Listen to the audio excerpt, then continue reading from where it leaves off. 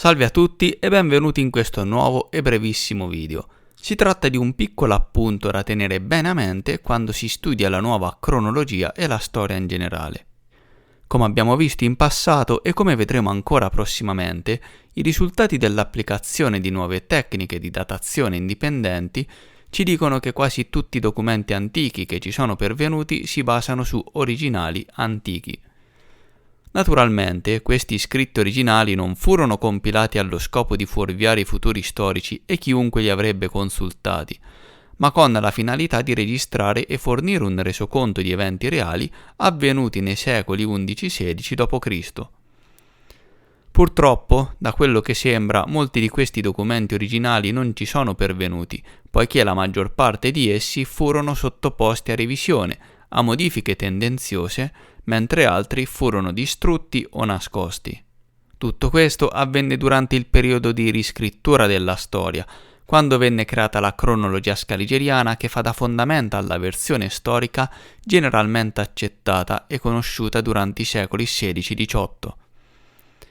Per fortuna però esistono delle eccezioni. Alcune testimonianze originali dell'antichità riuscirono a scampare alla distruzione ed all'alterazione ed ogni tanto emergono nuovamente, portando alla luce quello strato storico autentico nascosto dalla nuova storia scaligeriana. Quando questo accade però gli storici di stampo scaligeriano si affrettano a dichiarare la falsità di quel documento o reperto archeologico.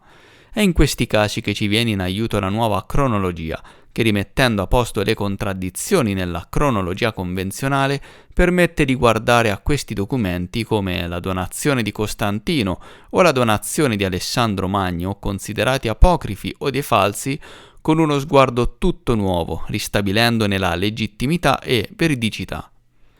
Quindi, molti documenti considerati dei falsi si rivelano originali andandosi ad inserire perfettamente nella nuova cronologia più breve della storia. Questo è anche il caso dei famosi privilegi concessi dai presunti imperatori antichi Cesare e Nerone alla casa ducale austriaca medievale. Quasi tutti gli eventi descritti negli antichi documenti, quindi, sono realmente avvenuti. Un altro conto è capire effettivamente dove e quando. È qui che si deve contemplare la confusione cronologica e storica propria della cronologia scaligeriana e frutto di queste alterazioni che hanno prodotto inoltre un allungamento artificiale della storia. E questo rappresenta lo strato più importante, il fulcro della questione, quando si parla della falsificazione della storia.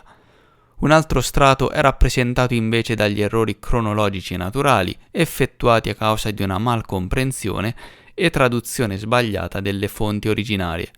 Quindi, ricapitolando, il quadro della situazione è questo. La maggior parte dei documenti che ci sono pervenuti e che parlano di eventi precedenti al XVI secolo d.C. si basano su antichi originali. Tuttavia, quasi tutti questi documenti antichi originali sono passati attraverso il filtro della modifica e alterazione avvenuta nei secoli XVI-XVIII. Oggi la loro lettura e interpretazione risultano ambigue. Cambiare paradigma e cronologia ne cambia però la loro comprensione. Alcuni errori nella cronologia non erano intenzionali. Nonostante questo, però, c'è da ribadire che le molteplici e più importanti distorsioni della storia medievale anteriori al XVII secolo d.C. sono intenzionali, pianificati e voluti. Da queste azioni si origina lo strato principale nella falsificazione tendenziosa della storia documentata. Bene amici, con la speranza che sia stata fatta cosa gradita, ho voluto ancora una volta chiarire questo aspetto molto importante. Appuntatevi se volete quanto vi ho appena detto e ci vediamo alla prossima. Grazie e a presto.